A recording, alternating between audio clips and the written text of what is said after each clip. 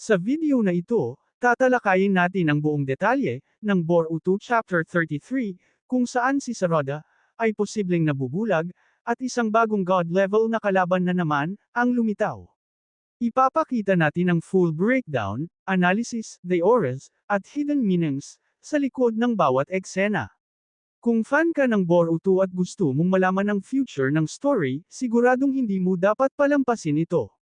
Full narration, deep analysis, fan the auras, viral breakdown. Hindi mo ito aasahan, si Saroda, nawalan ng paningin.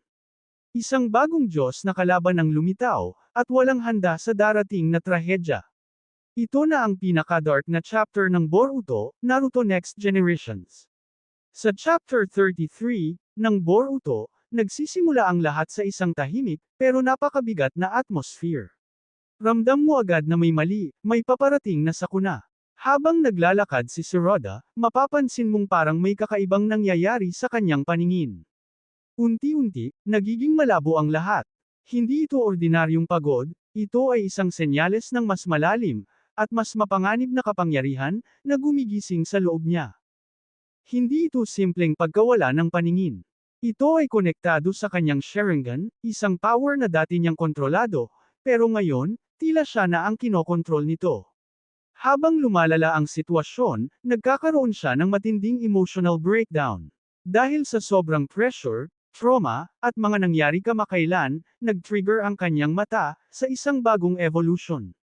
Ngunit ang kapalit ay unti-unting pagkawala ng kanyang paningin. Habang si Saroda ay nahihirapan, biglang nagbago ang eksena. Ang langit ay nagdilim. Ang hangin ay tumigil. At doon, lumitaw ang isang nilalang, na hindi pa kailanman nakita. Isang kalaban na may aura na parang Diyos. Hindi siya basta-basta shinobi. Hindi rin siya tulad ng mga nakaraang Otsutsuki. Ito ay isang bagong antas ng kapangyarihan. Ang kanyang presensya pa lang, sapat na para maramdaman ng lahat ang takot. Kahit ang mga pinakamalalakas na karakter, tila napaparalyze sa kanyang aura.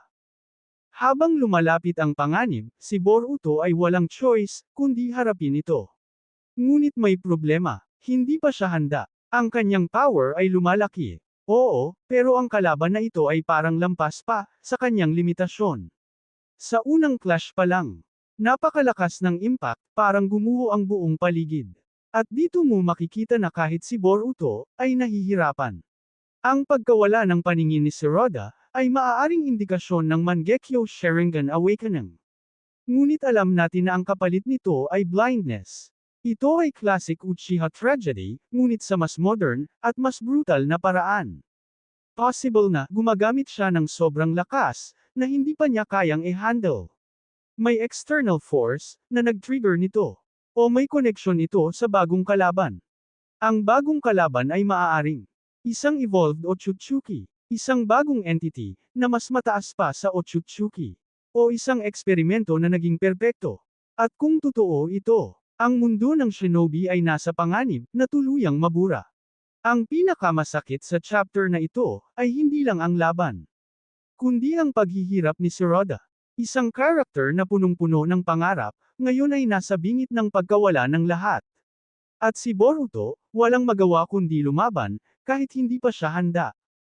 Ang Chapter 33 ng Boruto, ay isang turning point. Mas madilim, mas brutal, mas mataas ang stakes. At kung ito pa lang ang simula, ano pa ang susunod? Sa tingin mo, tuluyan bang mabubulag si Saroda? Kaya ba ni Boruto talunin ang isang god level na kalaban? E-comment mo ang theory mo. Baka ikaw ang tama, sa susunod na mangyayari. At dyan nagtatapos ang isa sa pinakadelikado, at emosyonal na chapter ng Boruto. Ngunit ang tanong, handa na ba talaga si Boruto sa paparating na Diyos na kalaban, o ito na ang simula ng katapusan? Hanggang saan ang isasakripisyo ni Saroda para sa kanyang kapangyarihan? At kung tuluyan siyang mabubulag, ano ang magiging kapalit?